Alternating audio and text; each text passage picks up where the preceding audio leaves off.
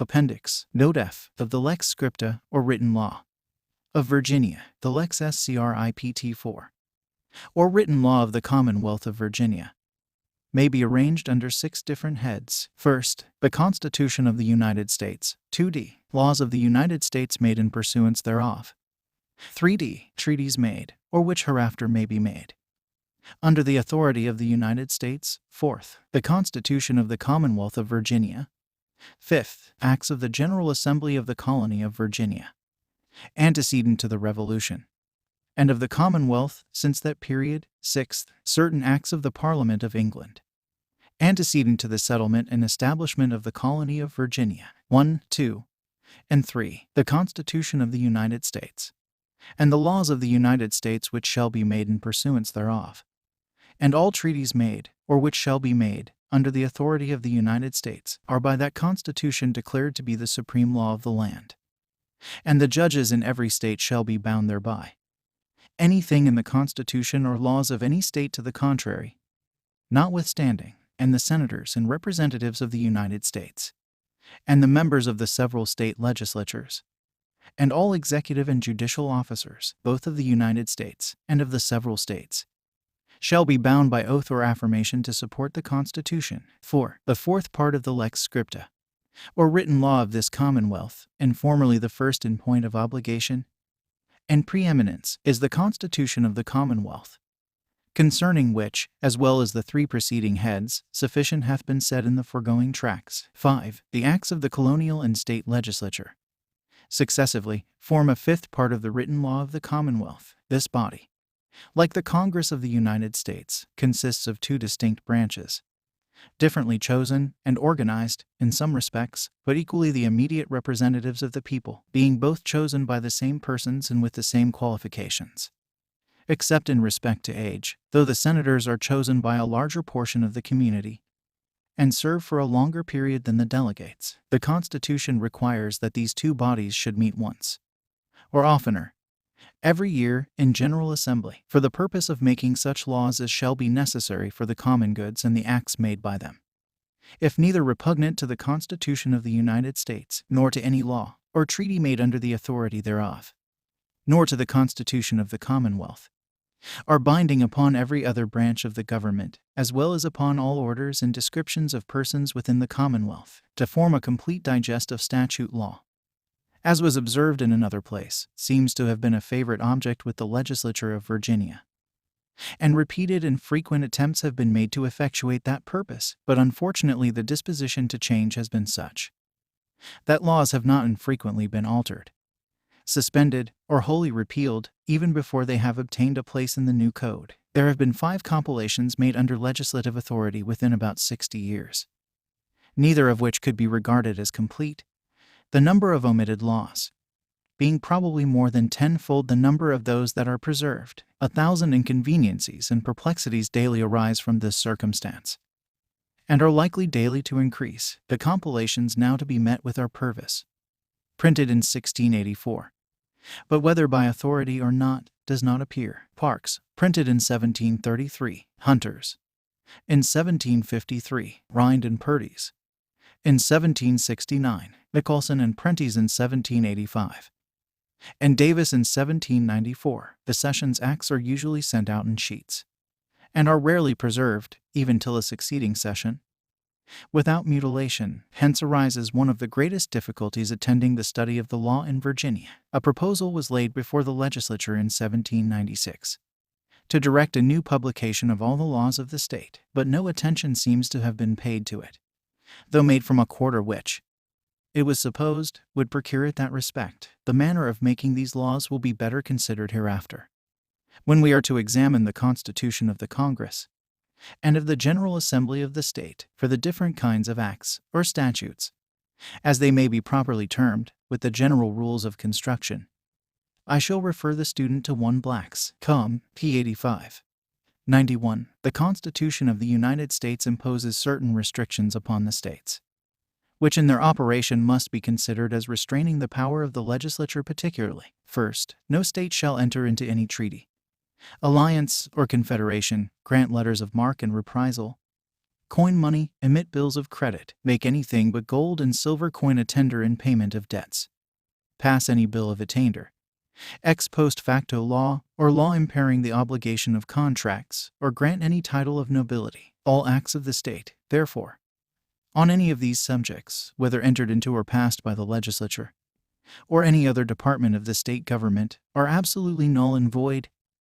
Ab initio. Secondly, no state shall, without the consent of Congress, lay any imposts or duties on imports or exports, except what may be absolutely necessary for executing its inspection laws, and the net produce of all duties and imposts laid by any state on imports or exports shall be for the use of the Treasury of the United States, and all such laws shall be subject to the revision and control of the Congress. No state shall, without consent of Congress, lay any duty of tonnage, keep troops or ships of war in time of peace, enter into any agreement or compact with another state, or with a foreign power, or engage in war, unless actually invaded, or in such imminent danger as will not admit of delay. On the subject of both these prohibitory clauses of the Constitution of the United States, we have offered some remarks at large in the tract upon the Constitution of the United States. They are repeated here, for the sake of regularity only. Sixth, the sixth and last branch of the written law of the Commonwealth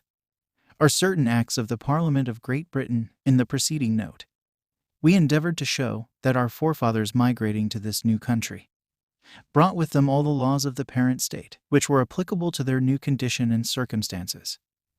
And this extended not only to the common and unwritten law, but also to the written laws of the kingdom from whence they emigrated. But this principle extends only to the existing laws of the parent state, at the time of the colony being settled, and not to such as should be thereafter made. Upon these grounds it was always held, during the regal government, that all statutes of the kingdom of Great Britain made prior to the 4th year of the reign of James I, which were applicable to the circumstances of a remote and infant colony, were actually in force in Virginia.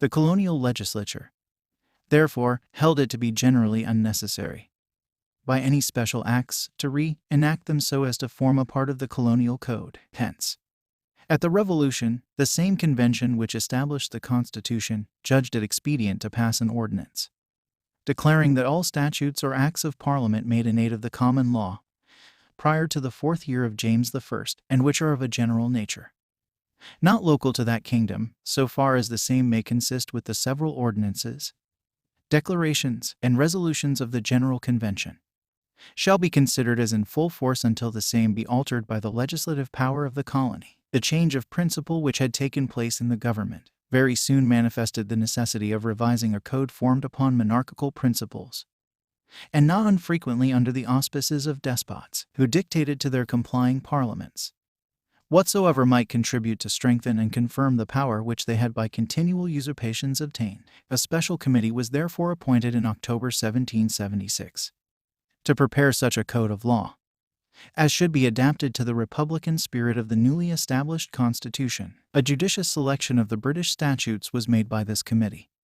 In 1785 and 1786, the General Assembly acted upon their report and passed a considerable number of the acts which they had prepared, in consequence of which a very considerable part of the British statute book was either repealed or enacted in the form of Virginia laws, but the whole report was not acted upon. The system was thereby rendered incomplete. In 1786, another act was passed for completing the revision, which directed that a committee of 3 should be appointed to take into consideration the bills reported by the former committee, which had not been enacted into laws, to examine what alterations should be made therein, and report thereupon to the next assembly as they should judge proper. They were likewise authorized to take into consideration all acts passed subsequent to the revisal being prepared, with full power to revise, alter, amend, repeal, or introduce all or any of them, and to prepare bills on the subject, and report them to the General Assembly, with a proviso that they should have no force or effect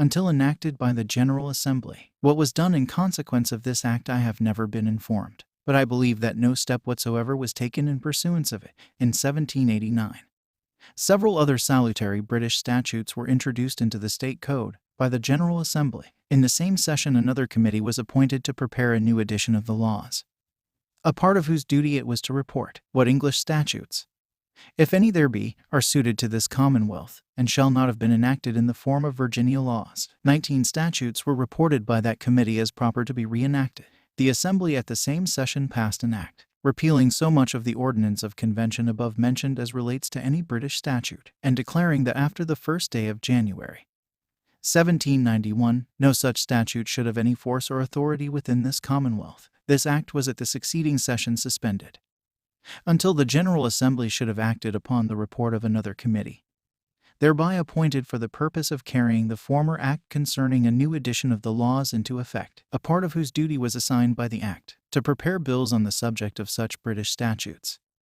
if any there be, which are suited to this Commonwealth, and have not been enacted in the form of Virginia laws. In pursuance of the directions of this act, the committee reported drafts of bills to the General Assembly on the subject of all such remaining statutes as had not already been enacted by the legislature, and as it was conceived proper to adopt in our code, which were accordingly passed at the succeeding session in 1792. At the same session the Assembly passed an act repealing, under certain restrictions, all statutes or acts of the Parliament of Great Britain heretofore in force within this Commonwealth, with a proviso that all rights arising under any such statute or act, and all crimes and offenses committed against the same, at any time before the commencement of this act, shall remain in the same condition in all respects, as if this act had never been made, saving moreover to this Commonwealth, and to all and every person and persons, bodies politic and corporate, and each and every of them, the right and benefit of all and every writ and writs, remedial and judicial, which might have been legally obtained from, or sued out of any court or jurisdiction of this Commonwealth, or the office of the clerk of any such court or jurisdiction, before the commencement of this act, in like manner, with the like proceedings thereupon to be had, as fully and amply to all intents, constructions and purposes, as if this act had never been made, anything herein contained, to the contrary or seeming to the contrary notwithstanding. The end. Robert Carr, Printer, Church Alley,